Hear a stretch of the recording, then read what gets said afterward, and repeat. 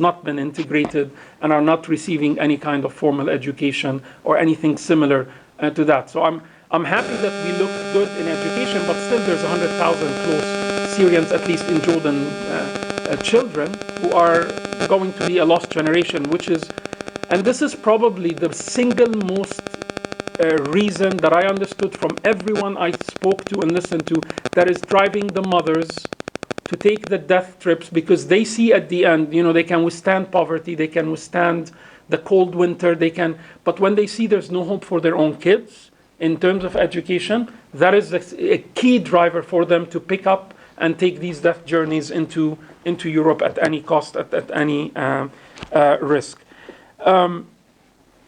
There was recognition in the meetings the importance of countries like Jordan being at the front line, a key country at the front line in dealing with the Syrian crisis, in dealing with the security challenge that emanates from Syria, from Daesh, from all of that. There was also recognition that the humanitarian appeals that have not been adequately funded in retrospect is a disaster, and that's causing the flows of refugees. So not only we should be covering well these humanitarian appeals, but there was very strong that we should also be funding adequately the response plans for Jordan and Lebanon, at least, because that's going to cause a lot more people, once these channels have been identified into Europe, to just pick up and start taking the risk and following these challenges. And this is probably a number one priority for the European Union specifically, and Europe as a whole in that regard. And the last few points on the consensus of what was happening, and I'll come back then to the rest of the items. The importance of partnerships. How do we maximize the partnerships to deal with the Syria issue? And can we be more innovative? And so different people are trying to be innovative, the role of the private sector, things like that. I think that's very important. The only challenge is, does it have the ability to be scaled up quickly with the reality that we're dealing with day in, day out? So if somebody comes up with a nice, innovative tool to help refugees, the question is it going to be a 0.1% drop in the bucket, or is it something that we all can scale up and benefit from? So some of us push that this has to be linked to the reality day in, day out of what the UN agencies are doing, the host governments, host communities, and what we're drowning with every day. When somebody might come up with a nice initiative that benefits 1,000 people or 100 people, that's better than zero. But in the scale of things, we need to be really very careful about how we do that. Everybody was mentioning, and this is important for all of us, that winter is approaching, obviously, and what that means on the ground, and for the UN agencies, the challenges to face them. So this is in a nutshell, if I may, and you can ask me more questions. What I tried, I guess, the cross themes I captured this week that hopefully are relevant to all our work together here. Earlier in the week, also as the ambassador has said, I did represent Jordan at the UN Sustainable Development Summit, where we adopted formally as a planet the 2030 Agenda for Sustainable Development. Along with the new Sustainable Development Goals, the development agenda is about our own shared responsibility, and hence the burden sharing cannot continue to be disproportionate. The gap in development financing to meet the investment needs to implement the 2030 Agenda and its SDGs is clearly a major, serious threat to the ability of all the countries to reach that goal.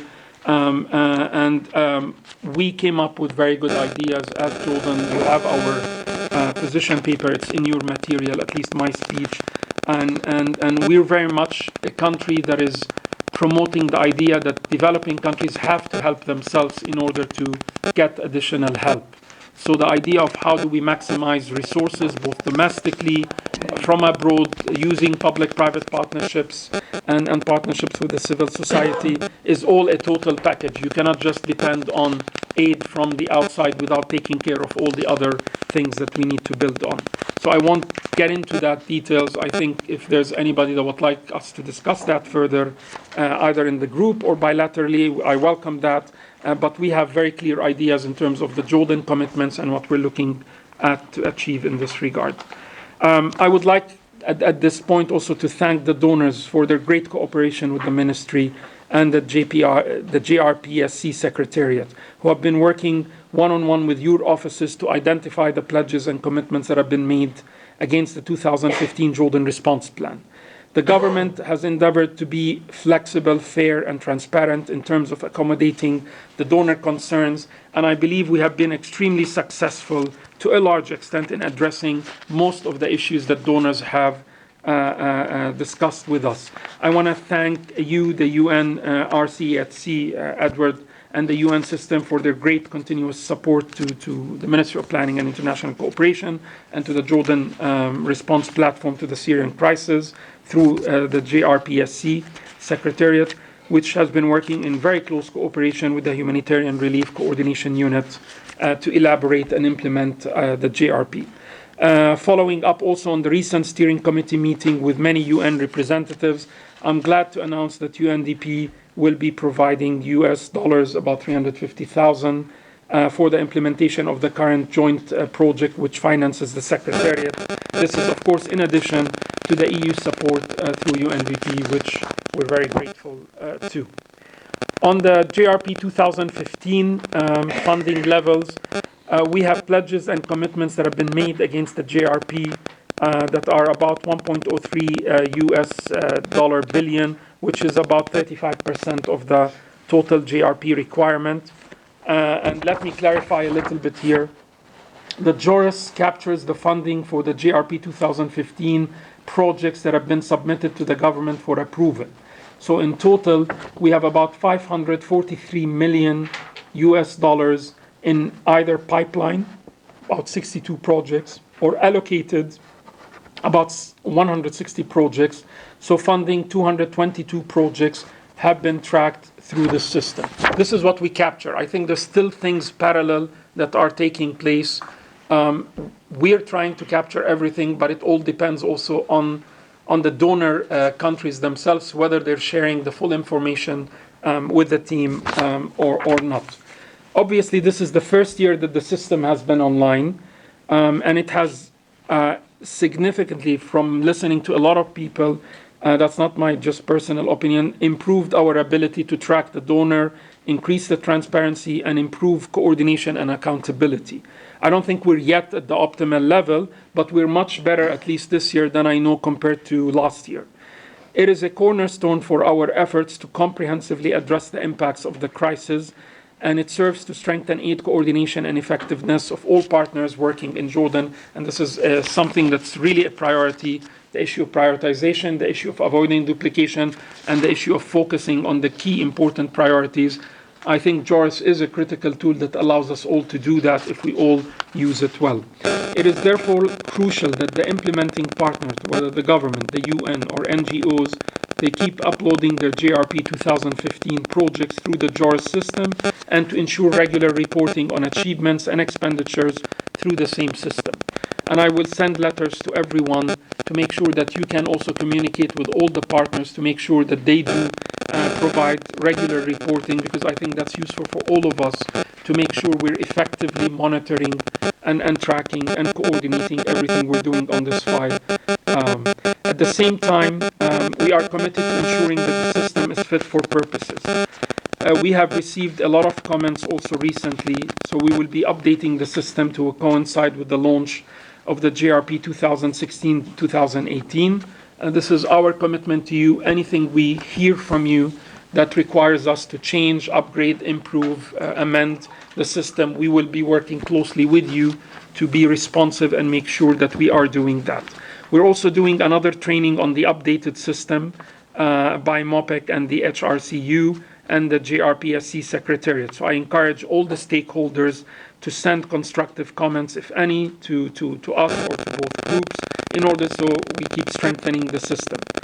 Part of this work is the JRP Digital Atlas, which is being developed based on the information contained within JORIS.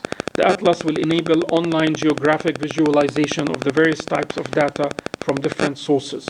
For example, this includes activity information from JORS that can be compared with the demographic data from the government and/or assessment information from the Comprehensive Vulnerability Assessment. This will allow the stakeholders to easily analyze information and identify gaps and priorities. Fida, when will this be running? Before the end of this year, November. All right, so you're going to be held accountable as a team to everyone here if you guys don't have it ready. On the mid-year report, I want to take this opportunity to share some of the outcomes from the GRP 2015 mid-year report that was compiled based on the project reporting made possible through the JORS system.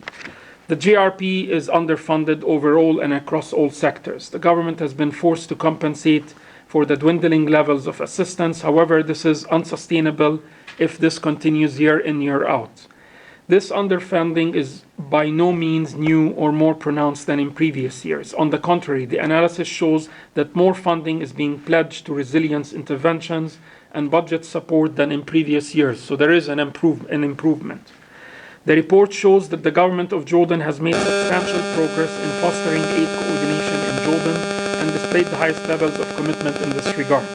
The JORS system in particular is becoming the centerpiece of the GRP aid coordination architecture, fostering transparency, efficiency, and synergy. The report also shows great alignment of all partners to the coordination and reporting structures. The government has also made substantial progress in terms of speeding the project approval process, thus avoiding backlogs of projects awaiting review and to improve targeting of assistance. However, more problematically, delivery reports show that very limited assistance is currently reaching beneficiaries. Though this is likely linked to